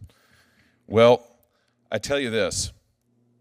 You have represented to this committee that you didn't know what Odessa Kelly said and the outrageous, frankly, outrageous things that she said and did. You said you didn't know anything about workers' dignity. You lied to us about your association with that group. You said you didn't know anything about the Tennessee, the Tennessee Immigrant Refugee Rights Coalition, who thanks you personally in their introduction. You said you didn't know anything about that. I mean, either all of these people are liars or you are, Ms. Campbell. It's one or the other. It's quite a pattern. Maybe they all are, but given what you've told us under oath today, I think the answer is you are. And for that reason, you are utterly unqualified to sit on the federal bench. Senator's time has expired. Thank you, Ms. Campbell, and thank you, Judge Lopez. You're free to go. Please give us a moment to reset, and then I take it Mr. Chairman, I'm sorry. I take it we're not going to have a second round? That's correct. We've got a second panel. Senator. I'd like to request a second round for this panel. And the chairman said when you were asked earlier that you consider a second round. So I did, and we have a second panel. No, you said a second round for this is what you were asked about. That's correct. I was asked about that. I said I'd consider it. I've considered it. We've got a second panel. My view, we've got to move on. Thank you. But I said pretty please. You did. I will grant you that. With sugar on top. You know, that Southern charm, it works, but not apparently quite. Not well enough.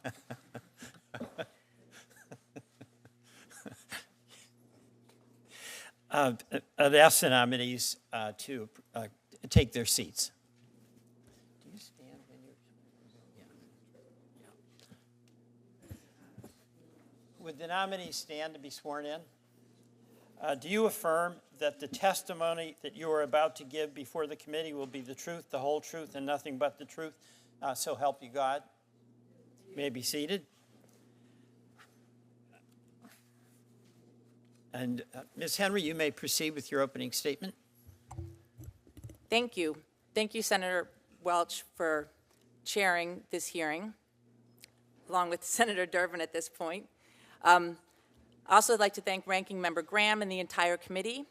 I'm grateful to my home state senators, Senator Casey and Senator Fetterman, for their support, and I would like to thank Senator Casey for his incredibly kind words this morning. I'm truly, truly humbled to be here.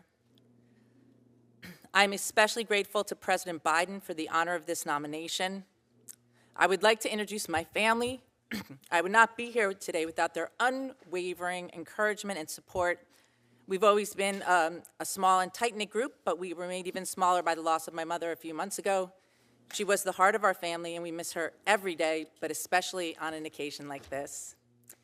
My father, John, and my brother, John, are both here today. My parents taught both of us that we could do anything we set our minds to and encouraged us to never give up on our dreams. My husband, Todd, is with me today also. We just celebrated our 30th wedding anniversary last week. Those years have gone by in a flash. I'm lucky to have found such a loving and supportive partner in this life, and God willing, we will have many more anniversaries in the future. Our children, Madeline and Zach, are here. They are incredibly successful, hardworking, and kind, and I could not be prouder of them. I must thank my professional colleagues and friends back in Philadelphia. Thanks to my fellow defenders who commit themselves every day to seeking justice for our clients. I also want to thank the many people in the Philadelphia legal community that have offered their support and encouragement. I know that you're out there watching and rooting for me, and I thank you for considering my nomination. I look forward to your questions.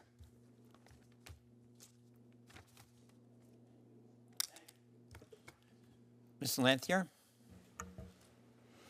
Thank you, Chair Welch, Ranking Member Graham, Chair Durbin, and the senators on this committee for the opportunity to appear before you here today. I want to express my gratitude to President Biden for the confidence that he has placed in me with this nomination. I wish to thank my Vermont senators, Senator Sanders and Senator Welch, for their support of my nomination. Both you and your staffs have been incredibly gracious through this process, and I'm grateful for that. I also would like to thank both of you for the very kind introductory comments. It is humbling to be nominated for a position that has been held by a long line of outstanding Vermont jurists. I'm being nominated to replace Judge Jeffrey Crawford, who is assuming senior status. He will leave very large shoes to fill. As members of this committee know, no one gets to this seat without the support and sacrifice of many others, both personal and professional. And I am fortunate to have several of them with me here today. First and foremost is my mother, Violet, who made the journey from Hydeville, Vermont, to here in the United States Senate to be with me. If my father and my brother and sister were alive, I have no doubt they would have made the journey as well. They are still with us. My parents have been my foundation. Sorry, this is more emotional than I anticipated it being. I apologize. They instilled in us the value of education, hard work, and making sure that whatever we did it well. My mother is both the kindest and strongest person I know, and I'm thankful she's here today. My husband, Dave, is also here with me. He has been my partner for 30 years. He likes to be introduced as my charming husband, but I'll let others make that decision for themselves. I would not be here without him. My stepson, Matt, is here with his daughter, Rona. Matt and his sister, Kelly, allowed me into their family and shared their father with me, and I'm grateful for that. I'm thrilled that Rona is able to share in this experience and see her government at work. On her behalf, Senator Kennedy, we thank you for the pad of paper. My children, Andrew and Allison, are also here. While I very much enjoy the title of being Violet's daughter, there is no title that I am more proud of being than Andrew and Allison's mother. You have grown into special young adults, exemplifying the values of kindness, resilience, and hard work. We are proud of you. In addition to my family, I wish to thank my colleagues and my professional family. I'm honored to have Justice William Cohen of the Vermont Supreme Court here with me. I thank him for his support and his mentorship. I've been proud to be a part of a strong public defender system in Vermont. I'm inspired by the dedication of its leadership, its attorneys, and its staff. I've been fortunate to work with many talented and dedicated prosecutors who are committed to doing justice. Vermont is a special place, as Senator Welch said, and the Vermont Bar is a special group of people. I would not be here but for them. Thank you again for the time today, and I welcome the committee's questions. Chair recognizes Senator Durbin. Thanks, Senator Welch, and thank you to the nominees. And let me say at the outset, for those who are not familiar with the process, it is a long process where a lot of people investigate your life in detail. Questions are asked about things that you've long ago forgotten, and you're asked to defend things which you thought were in the obscure past, but not so when it comes to the investigators. We have had people questioned about poetry they wrote in college that betrayed the fact they were truly Marxist and have been their whole lives, and they didn't realize it. That's the sort of thing.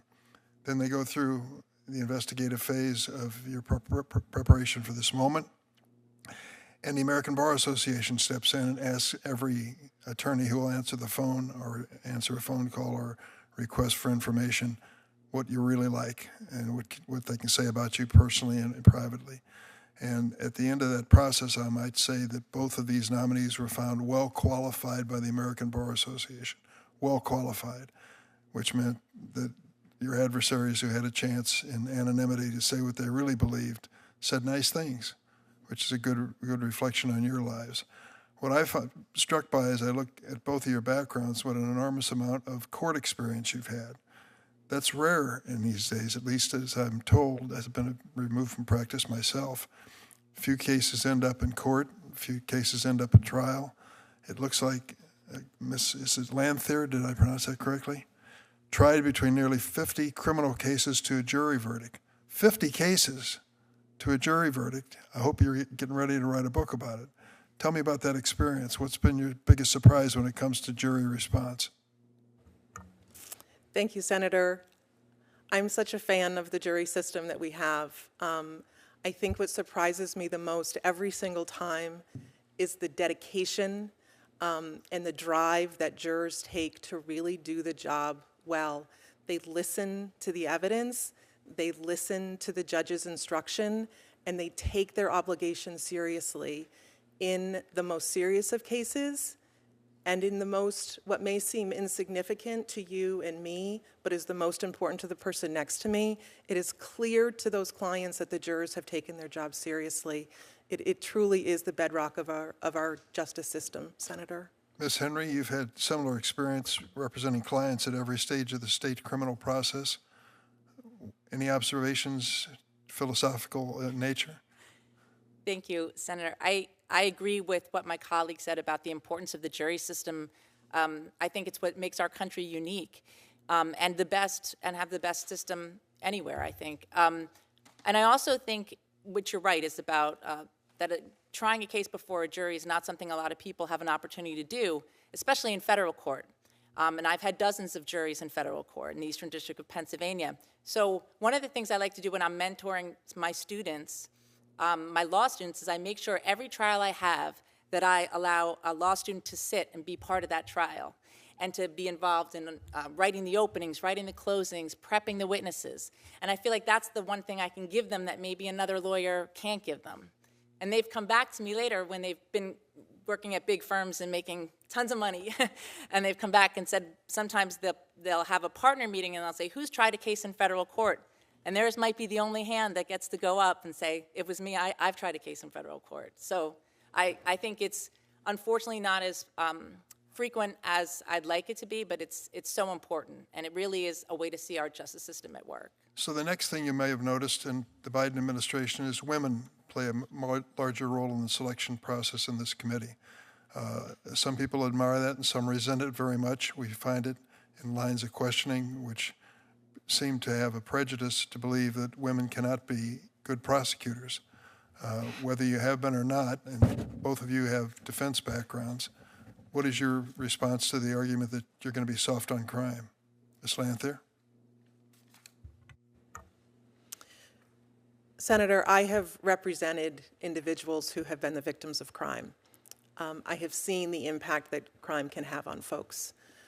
My job right now is to, in this system, and a system that I take great pride in, is to represent those individuals. Were I to be confirmed, I would take my same commitment to the system and do that job. I would apply the appropriate law to the facts of the case before me. Ms. Henry? Yes, Senator, I agree with that. Not only have a lot of our clients also been victims of crime, but we sit in court all day, every day, and we listen to victims face to face. We listen to the things they say, and it is impossible not to be moved by how difficult and how enduring some of the trauma that victims of crime face. And we feel that. We see it on the front lines every day. And if I was fortunate enough to be confirmed, I would think about that and all of the experiences I've had in the criminal justice system and use that to make sure that everyone is receiving equal treatment under the law. Thank you. Thank you, Mr. Chairman. Thank you, Senator Durbin. Senator Kennedy. Thank you, Mr. Chairman. Congratulations to our nominees. Ms. Lanthier, your daughter's name is Addison or Allison? My daughter's name is Allison. Allison. And Allison's here. Allison is here. My grandchild, Rona, is also here. Okay. Allison, would you like to say anything? If you change your mind, just let me know, okay, and I'll stop. If you say anything, be careful, Senator Kennedy. Ms. Henry, let's talk a little law. If I challenge a rule under the Administrative Procedures Act, what do I have to prove? Thank you for that. You are welcome. Question. Senator, in the 25-plus years that I've been trying cases in federal court and in state court, I've never had to bring a claim under the Administrative Procedures Act, so I'm not sure of what's required. You don't know the answer? I don't. Okay. All right, let me ask you this. You'll probably see this in district court. Is partisan gerrymandering legal?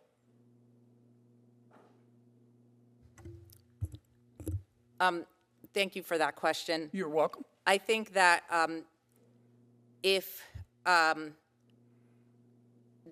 think that I would have to evaluate that claim if it were before me, and in doing so, I would look at what's involved in. But is it legal? Senator, I have not had that issue before me in my years. Do you know what practice. it is? I do understand. What I understand is that is when the districts are separated, voting districts, based on different political groups. Yeah. Yes. Okay. Is it legal or illegal? Senator, I haven't had that issue before me in my 30 years of practice. You don't know? So, but if I'm faced with that issue, I would research it and I'd be prepared to address it. Okay. All right. Do you know what a blue law is? I'm sorry, Senator? Do you know what a blue law is? A blue law is... Studied that in law school, I'm sure. I believe a blue law, Senator, is having to do with selling alcohol on certain days. Yeah, like usually on Sunday. Like, yes, Senator. Yeah. Does that violate the Establishment Clause? Does a blue law, let me be more precise, I'm sorry. Does a blue law violate the Establishment Clause? Senator, I don't believe a blue law does violate the Establishment Clause. Okay, why not? Well, because, Senator... If a legislature says you can't open and sell, let's say, food or anything on Sunday, not Thursday, not Saturday, Sunday, why doesn't that violate the Establishment Clause? Senator, I think there was an issue in a recent Supreme Court case that talked about whether they could force, it was a postal worker, to have to work on Sundays because that violated his religious beliefs to have to work on Sundays. And what the that wasn't under the blue law.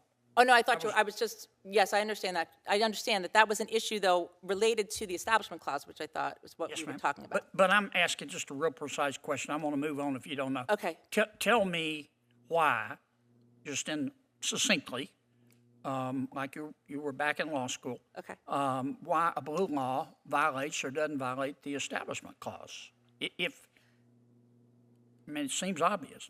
Well, the issue is whether, in looking at the Establishment Clause, of whether the action of the state in saying that you can't be open on a Sunday would would either interfere with the free exercise of the persons, or it would be the government establishing a religion.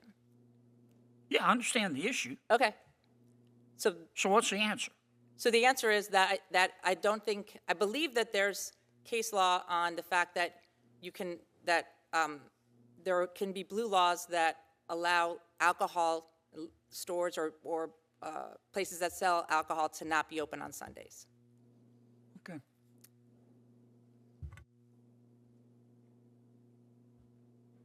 Tell me the difference between proximate cause and cause in fact.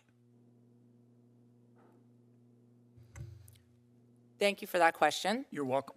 So my understanding of proximate cause is something that's or directly caused by something is cause in fact, and if it's inadvertent, I believe it would be proximate cause. But as I said, in my 30 years of practicing criminal law, that type of causation is not the type that we usually address. It's usually whether something's intentional, and that's most relevant to our criminal practice.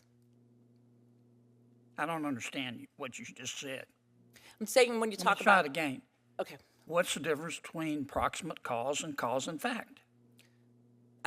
My understanding of it, Senator, and because it has not come up in my 30 years of criminal practice, is that we look to whether something was directly caused or inadvertently caused, and that would be the idea of the difference between the two levels of causation. And I was only saying that in my criminal practice, when we look at whether something is caused, we look at the intent of a statute or someone's action. Intent has nothing to do with it.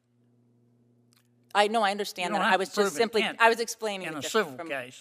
Yes, I understand that. That's criminal. Yes, correct. All right. Tell me about the consumer welfare standard. The senator's time is close to expiring.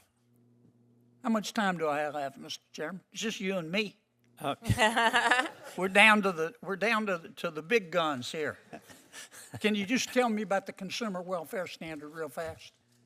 Senator, in my 30 years of practice, I've never, in numerous jury trials, I've never encountered the consumer welfare standard. Is that what you said, John? Yes, ma'am.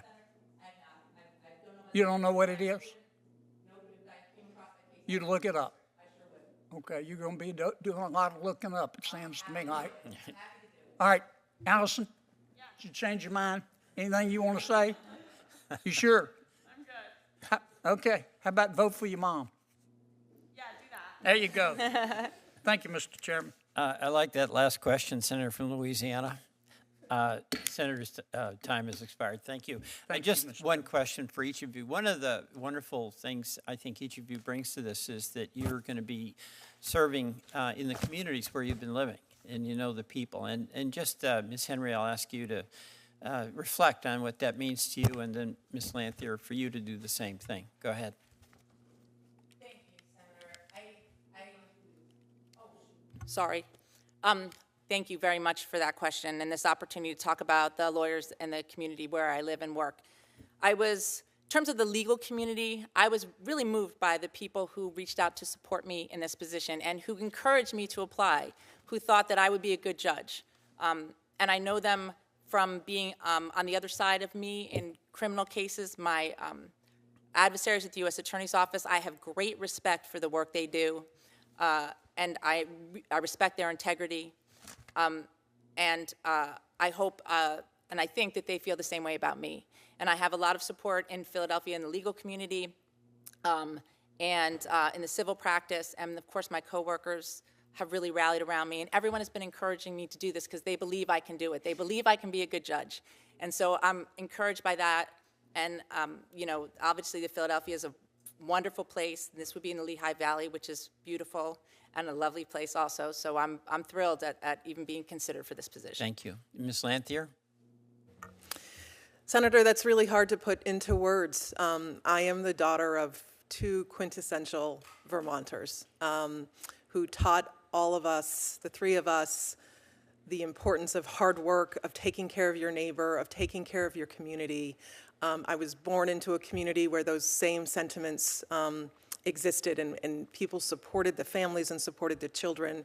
And I have grown up in the Vermont legal community, a community based on ethics, integrity, and justice. And I am here on all of their shoulders, and it would be a true honor to serve the people of Vermont. Well, thank you very much. But that's tremendous. I mean, that just is something very special to get the support of people who know you best, but be able to serve the people you know the best. But before I adjourn, I want to thank Senator Kennedy for hanging in here with me, and I will, and I want to thank her too, and all the families who are here. Thank you all so much. Questions for the record will be due to the nominees by 5 p.m. on Thursday, June 27. And the record will likewise remain open until that time to submit letters and similar materials. The Senate is not scheduled to be in session that day, so please plan accordingly. With that, this hearing is adjourned.